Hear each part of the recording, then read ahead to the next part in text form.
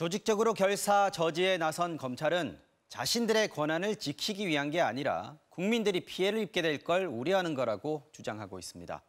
수사 역량은 떨어지고 혼란만 가중돼서 범죄자들이 판치기 더 좋아질 거란 건데 국회 설득에 앞서 집단 행동으로 먼저 압박하는 검찰의 전례는 이번에도 반복됐습니다. 손구민 기자가 보도합니다.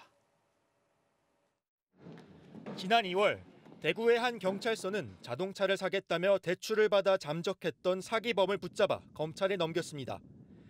검찰은 명의를 빌려준 공범이 있어 조직적인 사기가 의심된다며 경찰에 추가 수사를 요구했습니다. 하지만 경찰은 인력이 부족하다며 난색을 표했고 추가 수사는 이뤄지지 못했습니다. 만약 검찰이 보안 수사조차 못하게 된다면 경찰의 부실 수사는 영영 바로잡을 수 없다는 게 검찰의 주장입니다. 경찰도 지금 굉장히 어렵다는 거 아니에요?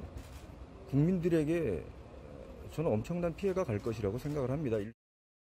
특히 검찰이 직접 수사해온 부패, 경제, 공직자 등 6대 분야는 경찰 수사 역량이 부족하다고도 지적합니다.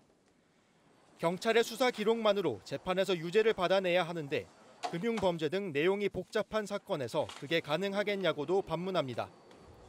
결국 국민들이 피해를 보게 된다는 건데 시간을 두고 준비하면 해결될 문제라는 반론도 나옵니다. 수사권 조정 이후 검찰의 보안 수사 요구가 3배나 늘면서 사건 처리가 늦어지긴 했지만 제도가 자리 잡는 과정이라는 겁니다. 또 경찰은 이미 반부패나 금융범죄를 다룰 전문 수사대를 지방마다 설치한 상태입니다. 4년간 또 경험을 하다 보면 그런 이제 수사의 전문성과 노하우가 쌓이기 때문에 시간이 지나면 지금의 이런 수사 분야도 경찰이 잘 해내갈 것으로 기대할 수 있습니다. 국회 입법 과정에서 유독 검찰만 집단 행동으로 여론전에 나섰다는 전례는 이번에도 반복됐습니다. 공정성을 다루는 것이 제1이죠. 이미 행동하고 그 뒤에 그냥 양념으로 공정성을 논하는 그런 차원의 문제가 아닙니다.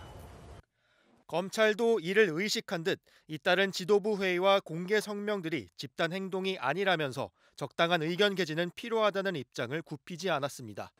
MBC 뉴스 손구민입니다.